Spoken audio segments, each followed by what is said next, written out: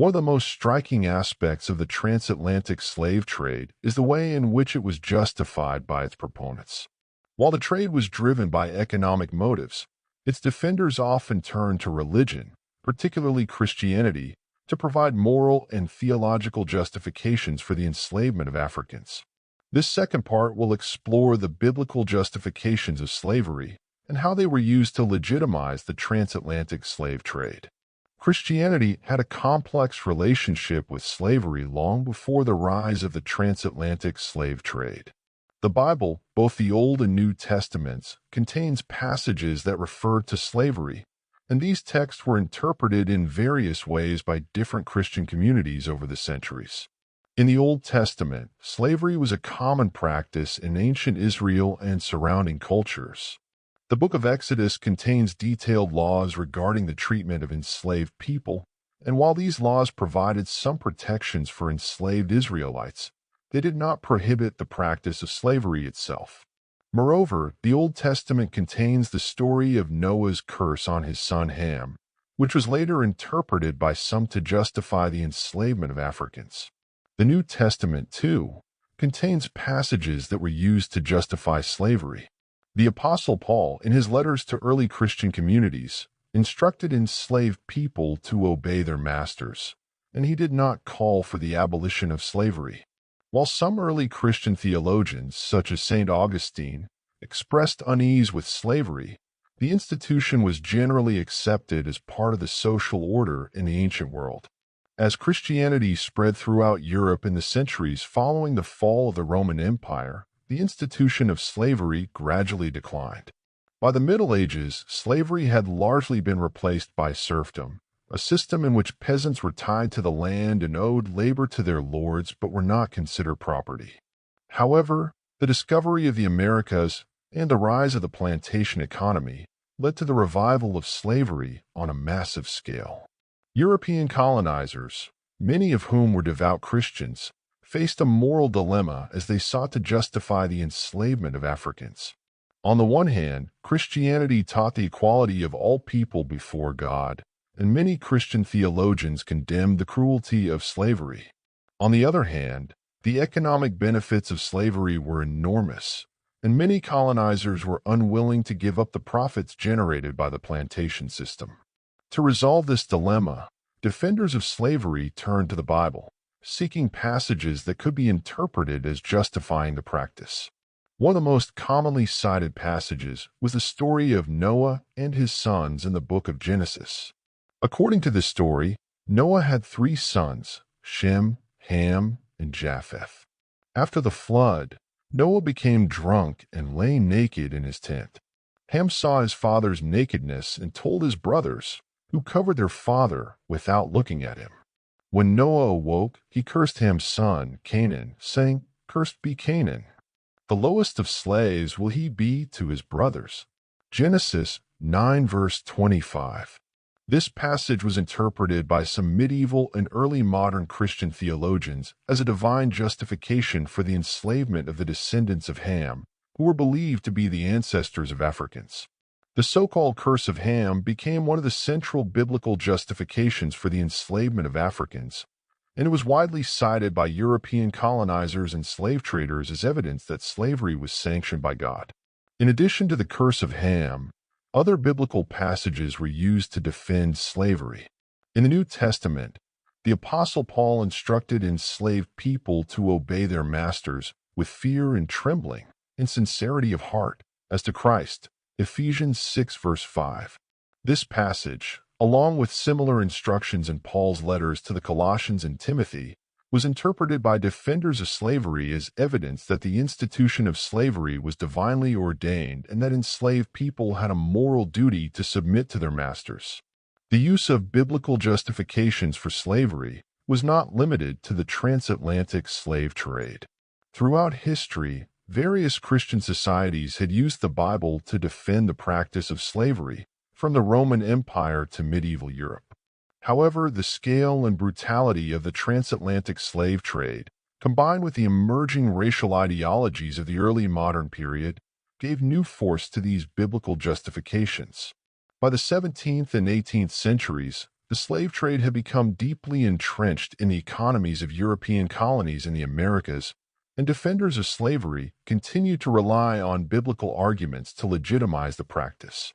Protestant and Catholic theologians alike found ways to reconcile the teachings of the Bible with the realities of the slave trade, often arguing that slavery was not only morally permissible but divinely sanctioned.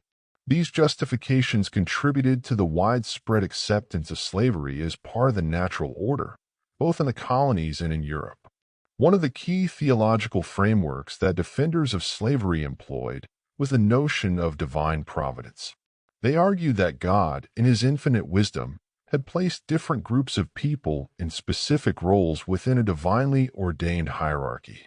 According to this view, just as kings ruled over their subjects and fathers ruled over their households, slaveholders ruled over their enslaved people.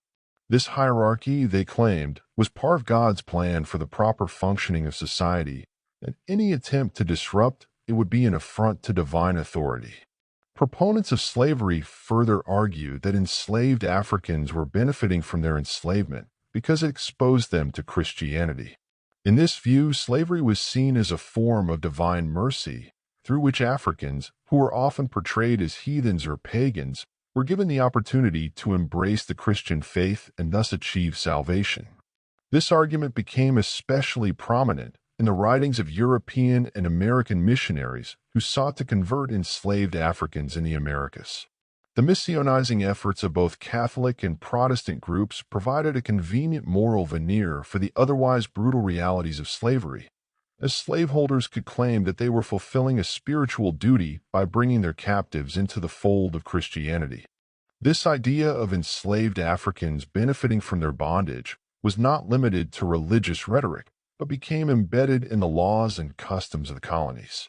In British colonies, for example, slaveholders were encouraged, if not required, to have their enslaved people baptized into the Christian faith. Yet, conversion to Christianity did not provide any legal protections for enslaved people, nor did it alter their status as property.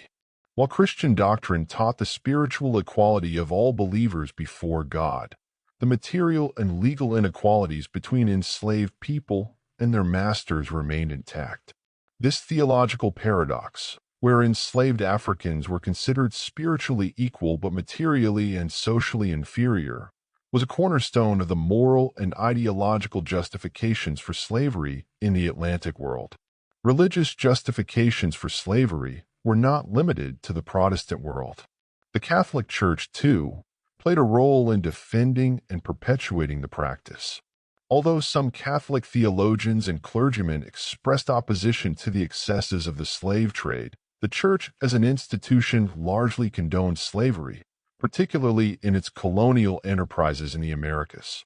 The papal bulls Dum Diversas, 1452, and Romanus Pontifex, 1455, issued by Pope Nicholas V, explicitly sanctioned the enslavement of non-Christians, including Africans. These papal decrees were instrumental in providing moral cover for the Portuguese and Spanish empires as they expanded their slaving operations in Africa and the New World.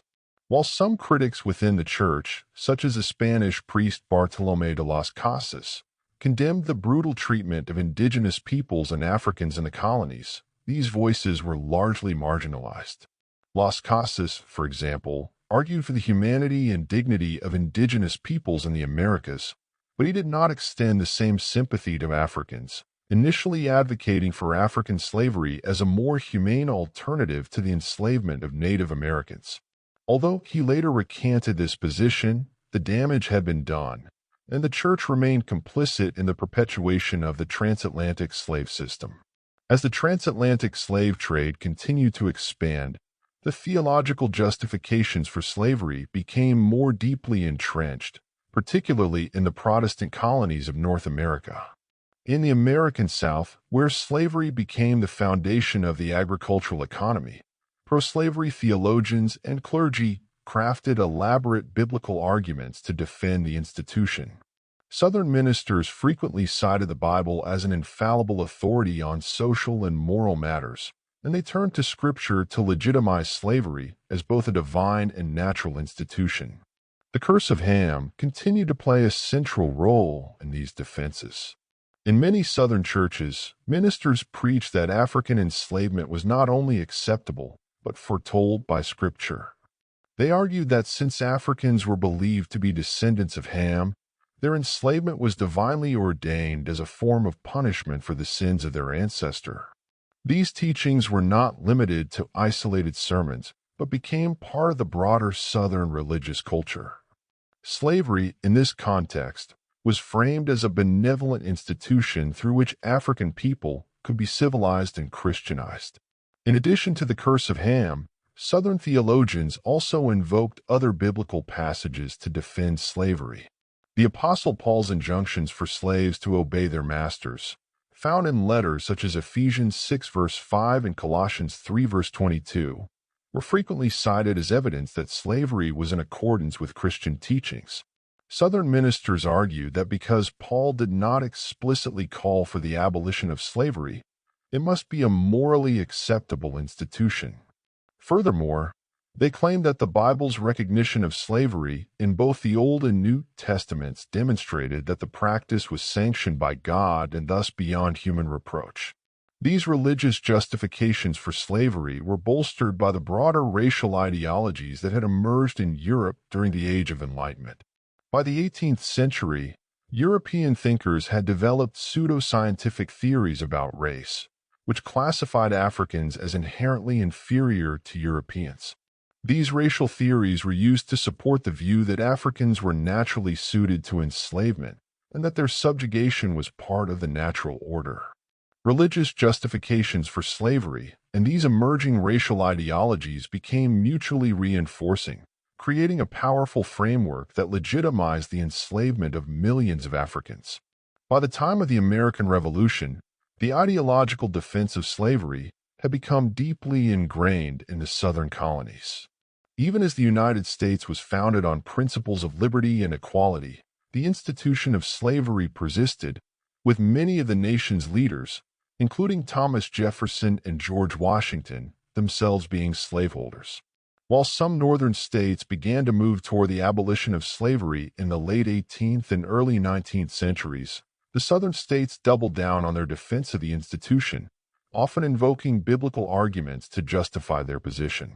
In the decades leading up to the American Civil War, the debate over slavery became increasingly polarized, with abolitionists in the North challenging the moral and theological justifications for slavery, while pro-slavery advocates in the South continued to defend the practice.